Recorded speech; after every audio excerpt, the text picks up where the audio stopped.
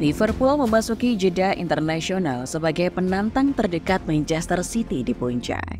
Setelah mengalahkan Brentford dengan skor telak 3-0, The Reds menggeser Arsenal di posisi kedua dengan keunggulan agresivitas gol.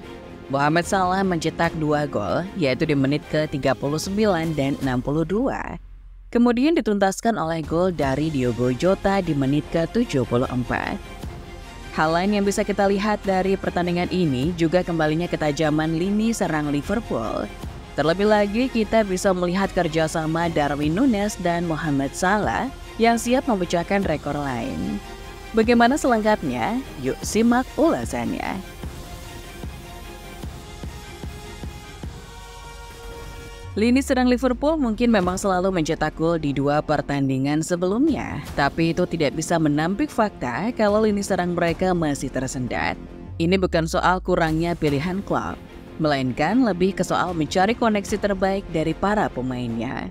Saat melawan Luton, baik Darwin Núñez, Diogo Jota, dan Mohamed Salah punya momen-momen mereka sendiri. Tapi ketiganya tidak punya kreativitas yang cukup dan tidak terkoneksi dengan baik.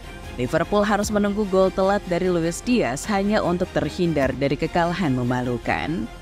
Saat melawan Toulouse, mereka malah tertinggal 2 gol lebih dulu. Luis Diaz, Cody Gakpo, dan Ben Doak tidak menunjukkan hubungan yang dinamis. Dan meski ada kontroversi VAR, tapi Liverpool akhirnya kalah karena main jelek. Di pertandingan ini ketajaman lini serang Liverpool bisa kembali, mereka menguasai keseluruhan pertandingan. The Reds tidak mengandalkan gol-gol telat dan momen-momen di menit-menit akhir untuk bisa menang. Dan di balik itu ada statistik yang cukup mengagumkan, yaitu duet Salah dan Núñez jadi salah satu duet paling produktif di Premier League musim ini.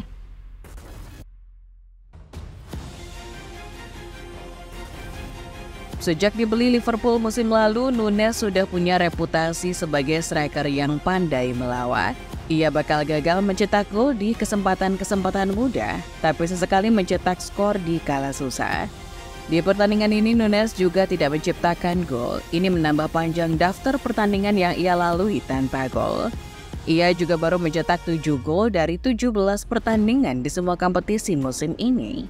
Tapi kita sering salah melihat statistik Núñez. Harusnya kita melihat statistik kerjasamanya dengan Mohamed Salah, karena itu catatan yang lebih luar biasa. Núñez telah menyumbang 7 assist di Premier League dan semuanya itu untuk Mohamed Salah.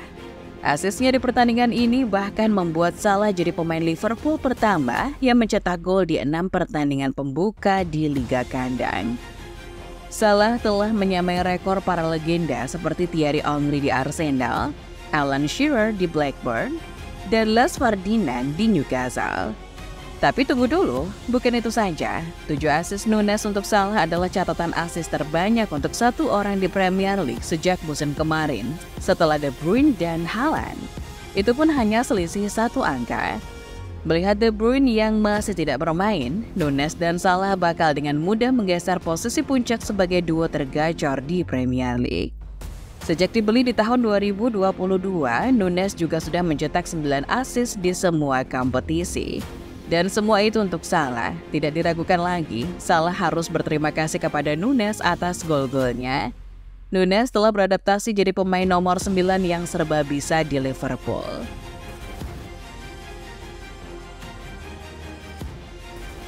Tidak bisa dipungkiri, kadang Núñez bikin para penggemar menepuk jidat setelah melihat blunder konyolnya.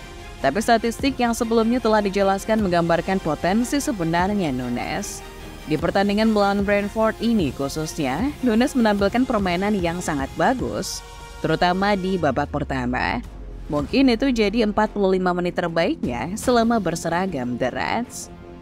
Núñez bisa mencetak 2 gol dan 1 assist di babak pertama.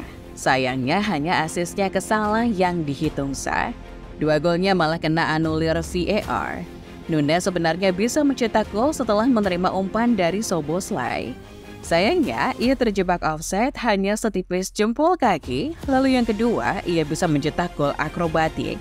Tapi posisinya memang sudah jauh di zona offside. Mungkin Núñez perlu meminjam keberuntungan dari Wataru Endo. Entah mau sampai kapan pemain Jepang itu melakukan pelanggaran keras sebelum kena kartu merah. Di laga ini, Endo jelas melakukan pelanggaran keras kepada Christian Norgard. Setelah memeriksa VAR, wasit menilai keduanya sama-sama melakukan tackle. Endo pun terbebas dari pelanggaran, bahkan tidak kena kartu kuning. Nunes sangat butuh keberuntungan macam itu. Ini adalah kemenangan ke-6 berturut-turut Liverpool di Anfield dan dalam 3 pertandingan terakhir di kandang. Liverpool tidak pernah kebobolan sekalipun. Jika The Kop bisa mempertahankan magisnya sampai akhir musim, bukan tidak mungkin mereka bakal keluar jadi juara Premier League. Dilansir dari The Athletic, Liverpool juga hanya ada satu tim yang bisa mengalahkan Liverpool ketika mereka telah unggul lebih dulu, yaitu saat melawan Manchester City. Liverpool juga belum pernah kalah dalam 139 pertandingan terakhir ketika sudah unggul di babak pertama. Ini adalah rekor-rekor luar biasa Liverpool. Mereka hanya perlu menjaga agar rekor ini tetap berlanjut. Dengan begitu, Anfield tetap jadi stadion yang angker dan Liverpool kembali ke era kejayaan mereka.